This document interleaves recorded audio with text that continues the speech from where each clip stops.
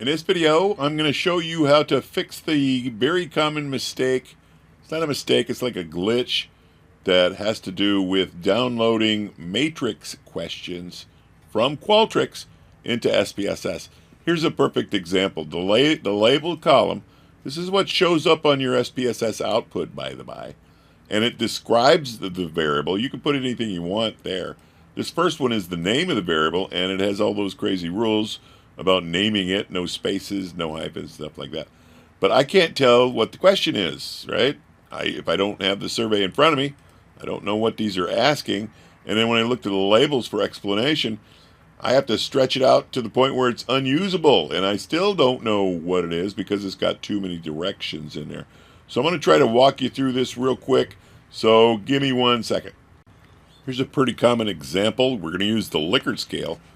We're going to put them in a matrix question so the survey taker can answer them all basically at the same time. But I'm going to walk you through it. First step is we go to Qualtrics.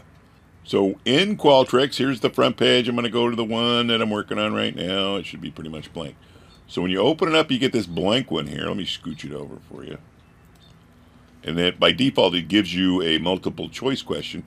But I want to add a different kind of question, the matrix question. So I'm going to add a new question. And I want one that looks like this. Right? And so this is going to be strongly disagree. And Qualtrics is pretty intuitive. See, it did it all by itself. So there's their options. Dun, dun, dun, dun. And this is the common mistake. And again, it's not really a mistake, but you'll see what I'm talking about here. If I put that here,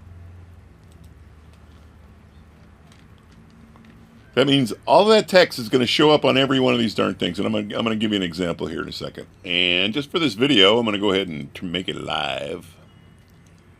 Go to distributions. Come on. Come on. And I want a single reusable link. So here's the question we just made, right? There's the instructions, blah, blah, blah, blah, blah. And I'm just going to do this, and I'll do that, and I'll do that. And I should be done, right? Good. So now I can go back to Qualtrics and download the data back in Qualtrics. I'm going to go to Data and Analysis. Going to download it. Export, import, export the data. And I want to export it as a SPSS.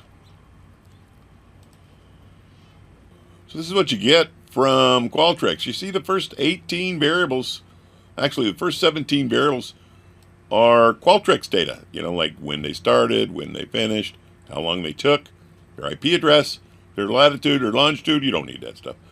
But here's the issue here, right? These are the 3 questions. 1, 2, 3. With their labels being so long, and look how long they are. I could spread this thing out forever, and I still can't see what they're measuring, right? It's got too many instructions in there. That's a glitch. That's what I call a glitch. But watch what happens when I try to run a test. Let's just do a quick correlation, and I'll put all 3 of those guys in there. See that? 1, 2, 3. And I'll click OK. And the output will be yucky. Here's the output, right? Look at that. You don't want this in your output. You're going to have to fix it. So try to fix it ahead of time. And here's how you would do that. Back to Qualtrics.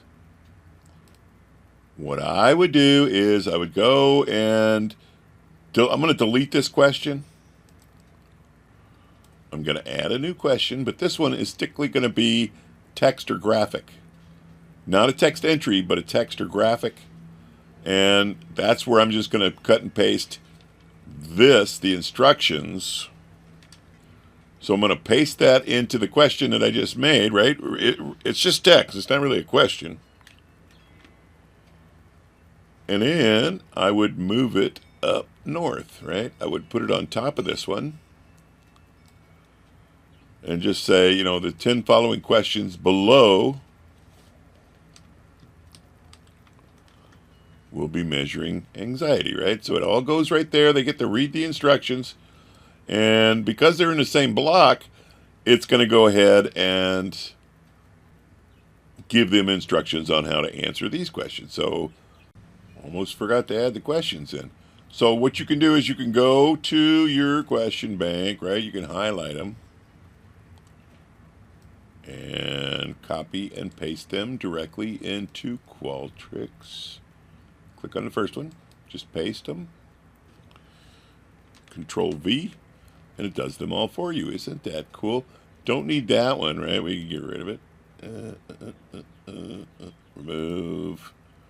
Remove. I got my 10. Just get out of there, you. And I got 1, 2, 3. So for this, click the right question here. I would put something simple. Please select the correct response. And you can do whatever you want there. And I think it's ready to go. So what I'm going to do is publish it again. And I'm going to put you guys on hold while I publish it and then re-pull it up. Okay, hold on. So here's the new one, right? So their directions are right here. Blah, blah, blah, blah. And that was what was showing up in the old labels, which was causing the problem. But now, this is a question, but it's not really a question, it's a statement.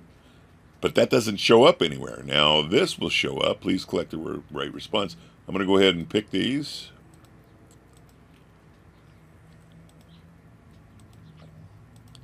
So we can get a database going. Okay, done. Done, I'm done. Okay, now let me download the SPSS file. Put you on hold again. Please hold. Here's the new download from Qualtrics. Again, it gets you, get out of there. It gets you the 17 Qualtrics variables that you don't need. But here's the ones that we put in. And you'll notice that the labels are readable. So when I stretch out right there, I know what we're talking about. I'm going to show you a real quick sidebar. If you want to get rid of that, please select the correct response on all of them at the same time. Copy them. Open up Mr. Excelio. Paste them in there. And they're literally all in one column. So we pick the column. We go up to Data. We're going to go to Data Tools, Text to Columns. And we're going to use a delimiter. And we got to tell it what delimiter we want to use. We don't want the tab. You'll notice that there is a hyphen between the actual question and that please select the response thing. So we're going to stick a hyphen in there. Hyphen me. And what it does next is it puts everybody into 2 single columns. So I could delete that column because it's not needed anymore. And that just leaves me with the questions. So now I can just copy. Copy. And I simply paste. Ta-da! All cleaned up. So I know this was kind of long and kind of boring, but this is a huge hint to save you a lot of time. I hope this helps.